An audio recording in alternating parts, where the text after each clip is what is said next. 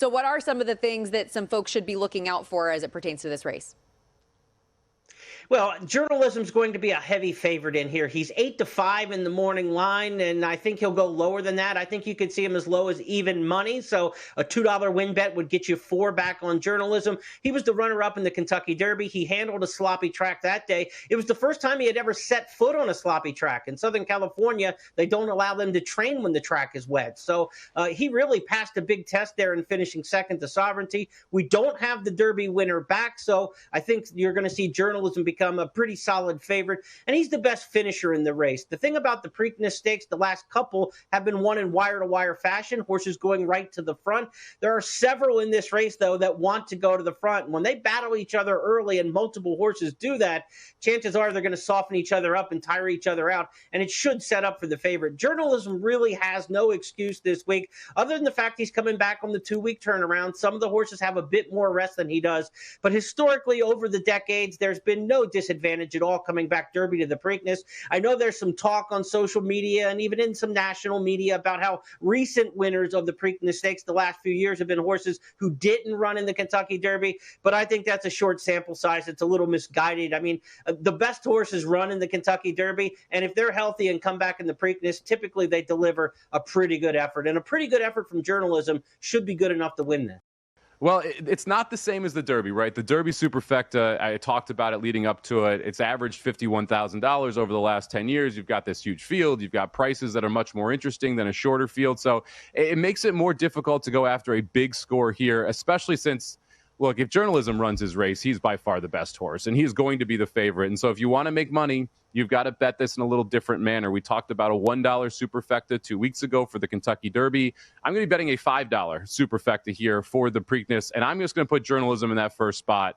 And then in second, third, and fourth, I'm going to be playing the 4 Heart of Honor. It's coming over from overseas to run in this race. He's coming from off the pace. I think that sets up well for him. The 6 River Thames, so I think is the actual second best horse in this race. And then the 8 Clever Again for Steve Asmussen, who I believe is going to be on the lead. So I'll play a Superfecta 2 with 4, 6, 8 with 4, 6, 8 with 4, 6, 8 for $5. That'll cost you $30.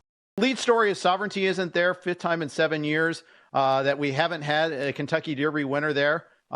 Only 3 of the horses of the 19 horses that were in the Derby are at the Preakness. And I know there's a certain attrition rate, but how unusual is this that we're losing all these Kentucky Derby winners? What's changed to make so many of them choose not to attend the Preakness?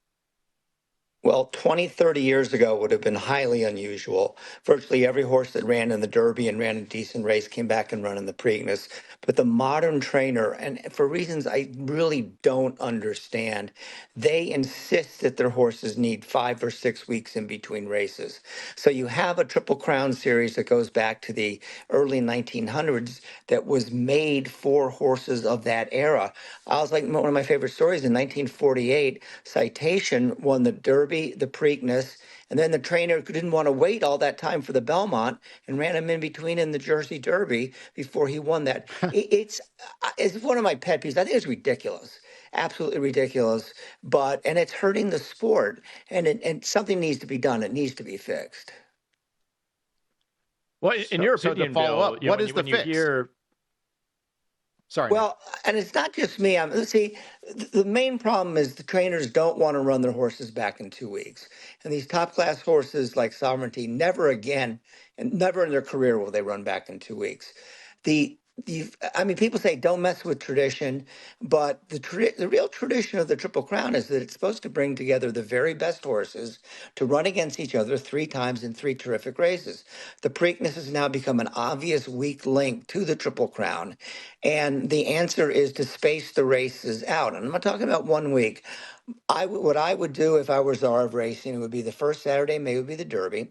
First Saturday in June would be the Preakness, and the first Saturday in July would be the Belmont. Some people think instead it should be the first Saturday in May for the Derby, Memorial Day for the Preakness, and July 4th for the Belmont. Either one of those was fine, and it would give the Triple Crown an immediate shot in the arm. I mean, Kentucky Derby has never been more popular, but now, without the Derby winner in this race, the average man on the street probably doesn't care very much. If you're looking to gamble on journalism, trying to figure out how to make some money off of the favorite in the Preakness, a daily double is like a 2-game parlay, So if you're trying to hit winners in back-to-back races, if we can get one of these price horses in race number 12 to journalism in race 13, this is a way to take that horse who's not going to pay much in race 13 and actually make a nice profit off of him. So I would look at race number 12 to look at daily doubles of 5 to journalism, who's the 2, and then also 9 Irish Aces to journalism, who's the 2. And I think that's a way to gamble on this year's Preakness and try to get to the race with your money already invested, and all you have to do is sit back and root for the favorite. All right, Bill, let's get down to brass tacks and talk a little bit about what we'll see on Saturday. So you look at the forecast in the area, supposed to get some rain tonight, perhaps some rain overnight, maybe even a little bit on Saturday morning. How is that going to impact the track? How does it impact how you're betting this race?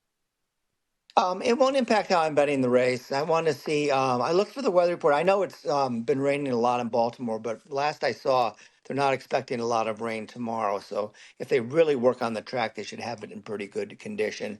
And journalism, who's everybody's pick, is the favorite. Ran very well in the slop in the Kentucky Derby, and he ran second.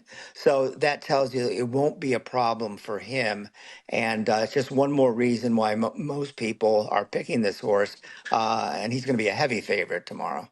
Sandman's a horse who was the second betting favorite in the Kentucky Derby. He comes from well off the pace, but in his races, he really needs the horses in the front to stop, to pass enough horses to get up and win a race like the Preakness Stakes. I don't think he can outkick journalism late in the race. So I think Sandman's one you want to kind of stand against. He's going to be the second favorite probably in the wagering. So if you can get him out of the top 2, if you're looking at an exacta with the first and second place finishers, try to get Sandman out of there, work him out of there. River Thames is a horse who's third or fourth choice in the morning line at 9-2, 4.5-1. I don't think he can run this far. The Preakness is a mile and 3/16. It's about 110 yards longer than a race he's ever run before, and he's not finishing strong on the back of his races to start with. So I think River Thames is another one you can get out of the exactas. So even if you like journalism on top at even money, if you can get one of these horses at 6, 7, 8-1, maybe into the exacta, you can do a little bit of damage. I think goal-oriented from the rail for Bob Baffert, Clever again for Steve Asmussen, who is the 8 horse. I think these are 2 horses you want to consider. They're going to be near the front throughout, and one of those 2 may hold on for second. So I think really the way to attack the Preakness is an exacta play. One of those front runners, either the 1 or the 8, holding on for second as journalism goes by for the victory. There's a Baffert horse on the rail, goal-oriented, didn't run the Derby. Is getting a little bit of buzz. Sandman's like the second betting favorite. We talked a little bit about in the Derby about post position versus speed of the race. How does that apply here with the Preakness with the smaller field?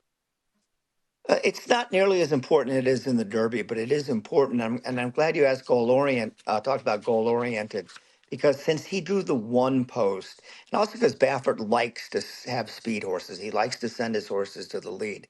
I think this horse is going to definitely go for the front end. And that's going to maybe set things up for a closer, because Clever, again, who would be my second pick in the race, is another horse with a lot of early speed.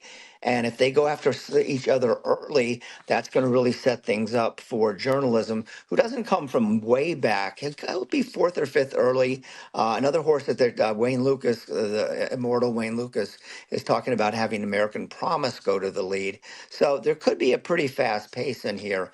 But journalism doesn't need a fast pace in front of him.